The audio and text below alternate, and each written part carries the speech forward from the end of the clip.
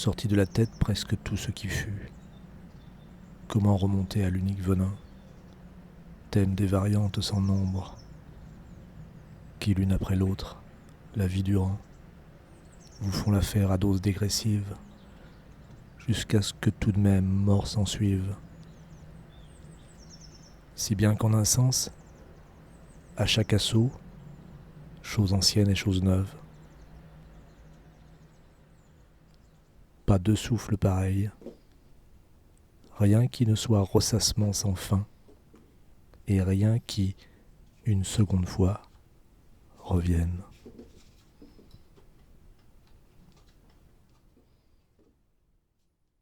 15 février 20.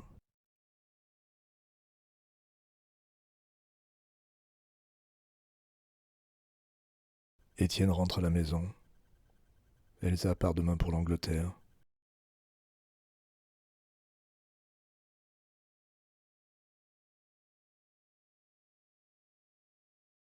De nouveau la tempête qui souffle. 3 fois en 2 semaines.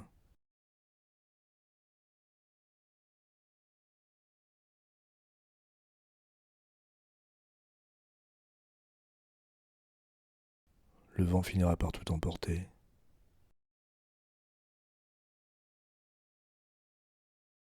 Et ce sera peut-être pas si grave.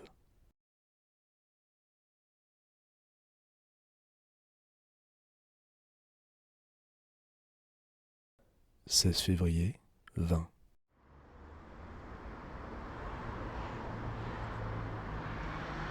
Départ pour le Lot. Le midi, on fait une pause à Limoges.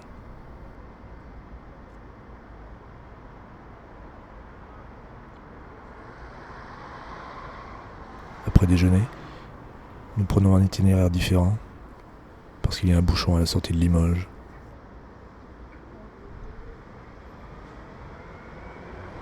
Nous traversons Tulle. Cette ville est comme un labyrinthe qui se referme sur lui-même.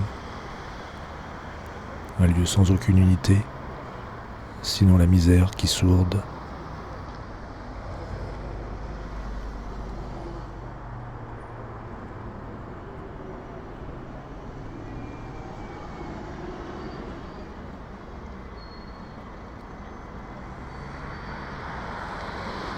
« 17 février 20.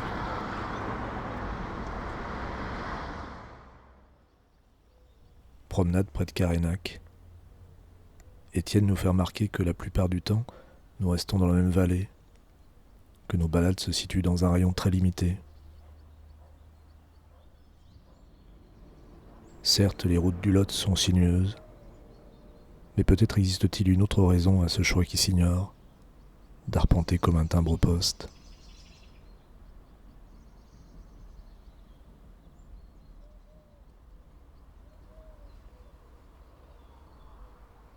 Sans doute constituer un paysage familier dans lequel revenir se couler.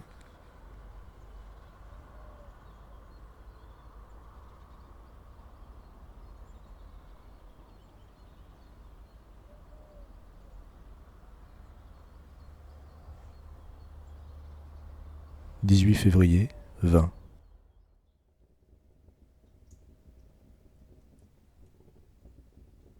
Je lis le livre de l'intranquillité de Pessoa. Ce sont des fragments, édités dans un ordre qui a été choisi par des universitaires. Il faudra accepter le désordre, le fragile de l'œuvre non fixée. C'est là, je crois, que se trouve son intérêt, dans son indétermination, dans sa succession désordonnée qui pourtant forme unité.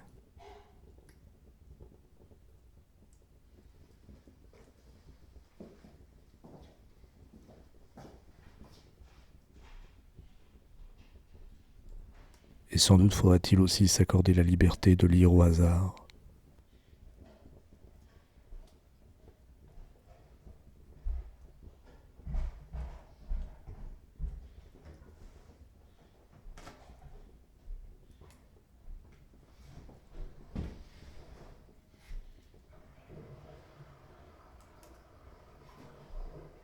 « 19 février, 20.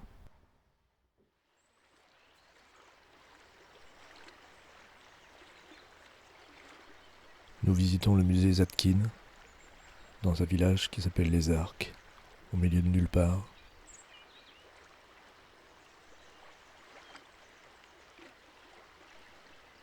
Le gardien nous confie la clé d'une chapelle où il y a des fresques.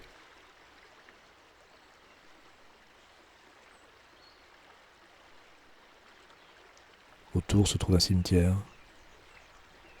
avec une tombe neuve, sans inscription, en attente.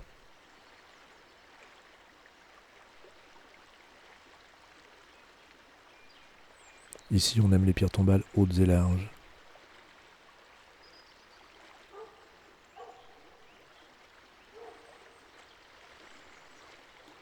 Je constate que nos conversations avec Étienne mêlent esthétique et politique.